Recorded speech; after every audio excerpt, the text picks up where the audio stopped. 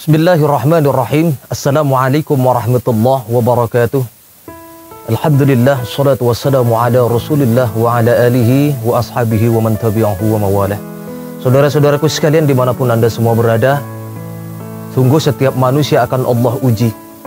Dalam Al-Quran, surah Al-Anbiya ayat 35, Allah subhanahu wa ta'ala berfirman, A'udzu billahi minasyaitonir rajim. Bismillahirrahmanirrahim. Wa nabluukum bisyarri wal khairi fitnah.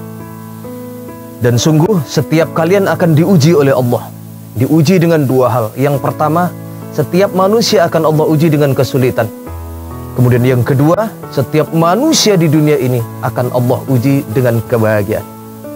Dan itu artinya tidak ada kebahagiaan yang mutlak di dunia ini. Dan sebaliknya tidak ada satupun kesulitan yang mutlak di dunia ini. Artinya tidak ada satupun manusia yang selalu hidup dalam bahagia tanpa pernah ada kesulitan. Dan sebaliknya tidak ada satupun manusia yang sulit hidupnya sampai akhir hayatnya, nggak pernah merasakan kebahagiaan. Tidak mungkin dan mustahil. Sebab ini Allah sendiri yang menyampaikan. Tujuannya tidak lain adalah untuk menguji hambanya.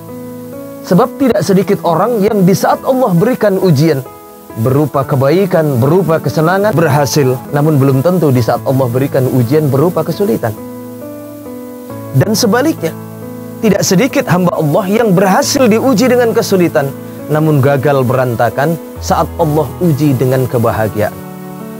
Di saat dua ini berhasil, sulit, tidak goyah imannya, dalam keadaan bahagia, dalam keadaan mapan pun tetap matang keimanannya, tetap kuat keimanannya, maka inilah orang yang dikatakan la'allakum tattaqun. Maka insya Allah orang yang seperti ini yang akan mencapai derajat ketakwaan di sisi Allah. Maka ciri-ciri orang yang beriman adalah di saat dia mendapatkan musibah, di saat dia mendapatkan ujian dari Allah Subhanahu wa ta'ala, maka dia senantiasa tidak akan pernah merasa takut dengan ujian tersebut, karena dia yakini bagi hamba Allah yang beriman, setiap ujian itu adalah sarana Allah untuk mengangkat derajat hambanya. Saudaraku yang dirahmati Allah Subhanahu wa ta'ala, tidak ada ujian yang dimana hambanya tidak mampu untuk melewati ujian tersebut. Allah sampaikan di akhir-akhir surah Al-Baqarah, La yukallifullahu nafsan illa wus'aha. Tidak ada satupun ujian yang Allah berikan kepada hambanya kalau itu di luar kadar kemampuan hambanya. Tidak ada ujian di luar kadar kemampuan hambanya. Artinya semua ujian yang Allah berikan kepada kita sudah Allah sesuaikan dengan kapasitas kemampuan kita untuk memikul ujian dari Allah. Mustahil Allah berikan ujian kepada kita sebagaimana Allah memberikan ujian dari para nabi. Dan sebaliknya, tidak mungkin Allah memberikan ujian kepada orang-orang yang beriman, orang-orang aulia, para nabi, para aulia, sebagaimana memberikan ujian kepada orang biasa. Semakin tinggi derajat keimanannya, maka akan semakin tinggi pula tingkat ujian yang Allah berikan kepada hambanya. Dan ingat, ujian itu bagi hamba Allah yang beriman. Para ulama membagi musibah menjadi tiga bagian. Yang pertama, musibah itu datang kepada orang yang beriman, orang yang baik. Jika musibah ini datang kepada orang yang beriman, maka bentuknya itu adalah ujian dari Allah. Jika itu ujian, maka Allah pasti akan mengangkat derajat hambanya jika dia mampu melewati ujian itu. Yang kedua, jika musibah itu datang kepada orang yang setengah-setengah, setengah kebaikannya, sholatnya rajin, maksiat tekun, puasa rajin, fitnah orang, ghibah orang, cenderung dia kerjakan. Sedekah jariah rajin, korupsi juga dia kerjakan. Ini namanya orang yang separuh baik. Kebaikan dia lakukan, perbuatan dosa pun juga dia lakukan. Maka hati-hati jika musibah ini datang kepada kelompok yang kedua ini, orang yang setengah baik. Itu bukan lagi ujian dari Allah, melainkan Allah menegur kita supaya kita mengaplikasikan ibadah kita dalam amaliyah kita sehari-hari. Jangan sampai cuma ibadah kita kerjakan, ibadah kita tidak aplikasikan dalam amaliyah kita. Saudaraku yang dirahmati Allah Subhanahu wa ta'ala, maka tadi saya sampaikan orang yang beriman tidak pernah cemas. Justru orang-orang yang ketakutan di saat mendapatkan musibah dari Allah, itu ciri-ciri orang yang jauh dari iman. Sebab orang yang beriman akan senantiasa menyadari begitu banyak Allah memberikan janji kepada kita di dalam Al-Quran. Dan kita meyakini innallaha la yuhliful mi'ad. Allah tidak akan pernah ingkar kepada janjinya.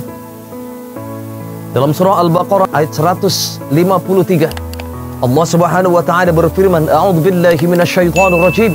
Bismillahirrahmanirrahim. Ya ayyuhalladzina amanu ista'inu bis-sabri was-salah." Ini kunci bagi orang yang beriman. Di saat dia mendapatkan musibah dari Allah, apa bentengnya?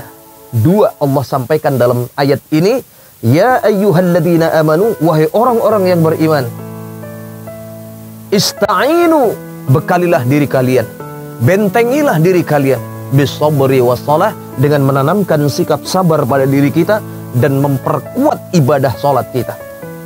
Saudaraku yang dirahmati Allah Subhanahu wa taala, maka ciri-ciri orang yang beriman, jika dia ditimpa musibah, bukan semakin jauh dari Allah, malah justru mendekatkan dirinya kepada Allah Subhanahu wa taala dengan memperkuat ibadah dan menanamkan sikap sabar yang sekuat-kuatnya pada diri kita, agar kita ikhlas dalam menghadapi ujian dari Allah Subhanahu wa taala. Maka ciri-ciri orang yang jauh dari kategori iman, di saat dia mendapatkan musibah, musibah apapun itu bentuknya, bisa jadi termasuk wabah yang saat ini kita jalan, sangat mudah membedakan antara orang yang mapan keimanannya dengan orang yang jauh dari iman di saat menyikapi fenomena musibah COVID-19 yang saat ini melanda seluruh dunia, termasuk negeri kita yang sangat kita cintai. Hati-hati, Allah memperingatkan kepada kita dalam surah Al-Baqarah ayat 155. Allah sampaikan, "Walanabluwannakum bisyai'in minal khauf wal ju' wa naqsin minal amwali wal anfus was samarat.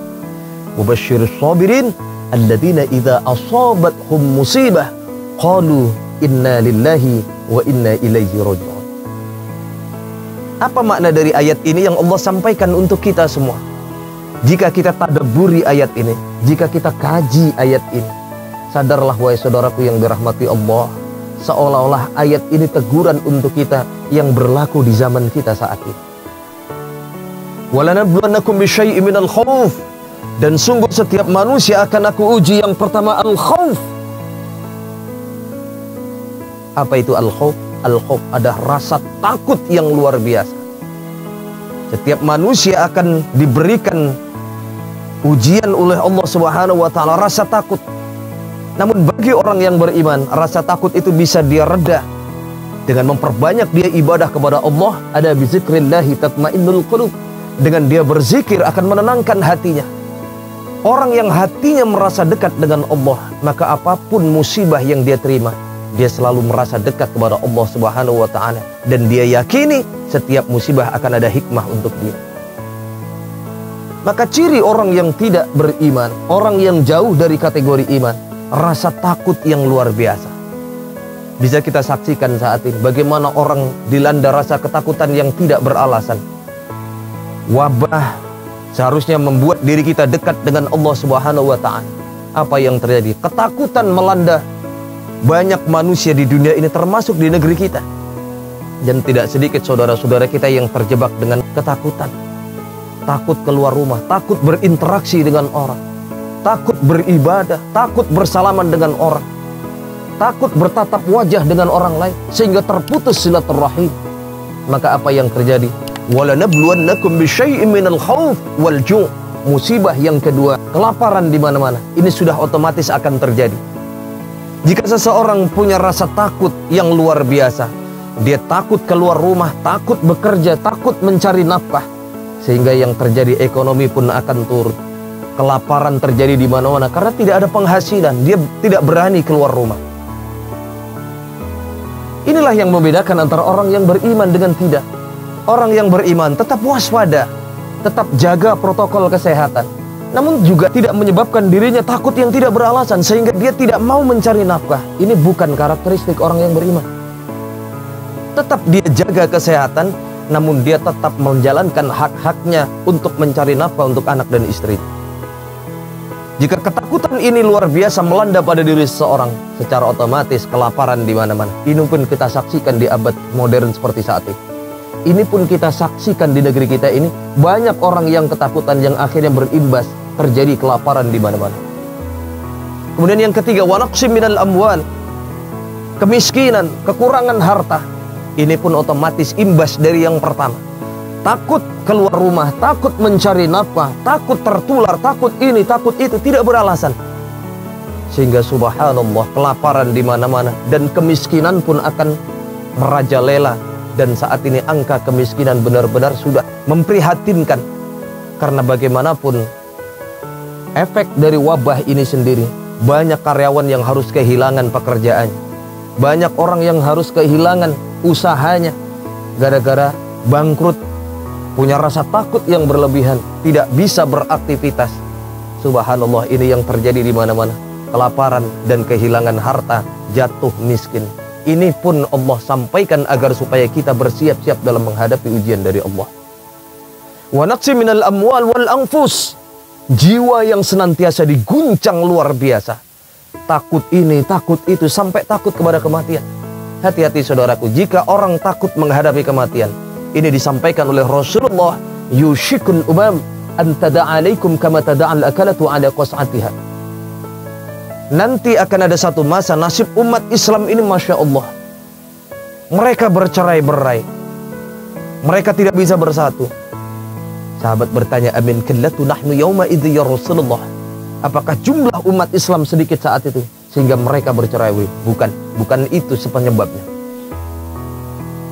Wala yaqdifannallaha fi qulubikumul wahad.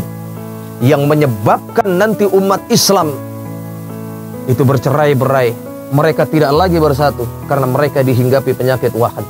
Wamal wahan ya Rasulullah? Apa itu penyakit wahan ya Rasulullah?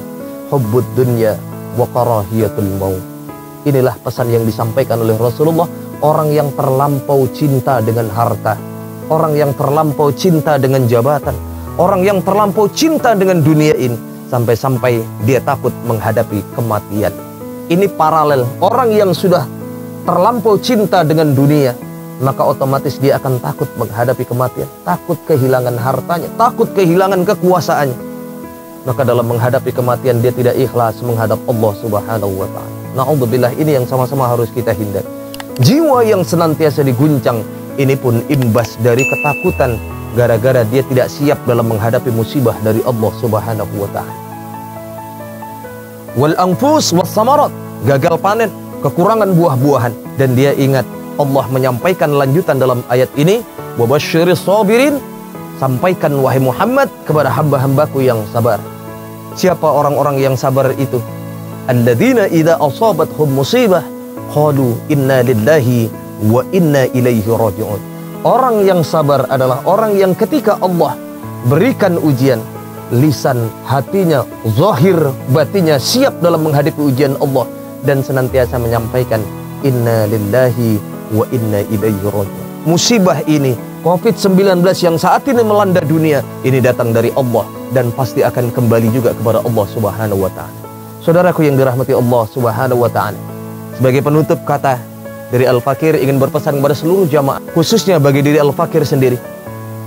Allah berjanji di dalam surah Asy-Syarah, fa inna ma'al usri yusra, inna ma'al usri yusra. Allah menyampaikan, dan sungguh di balik kesulitan akan ada kemudahan. Allah ulang dua kali, inna ma'al usri yusra. Sungguh di balik kesulitan, sungguh di balik musibah akan ada hikmah yang nanti suatu saat akan Allah berikan kepada kita. Inilah yang sangat kita nanti-nantikan bagi orang-orang yang bersabar, yang zahir batinnya siap menghadapi ujian dari Allah. Inna lillahi wa inna ilaihi raji'un. Kita berikhtiar tetap menjaga protokol kesehatan, namun kita pun tetap berserah diri kepada Allah, dan kita pun selalu mendekatkan diri kita kepada Allah. Dan mudah-mudahan benteng kesabaran kita ini dan memperkuat ibadah sholat kita ini akan menguatkan iman kita semua dalam menghadapi ujian dari Allah Subhanahu wa ta'ala. Demikian, kurang lebihnya mohon maaf. Wallahul muwaffiq ila aqwamit thariq wal 'afu minkum. Assalamualaikum warahmatullahi wabarakatuh.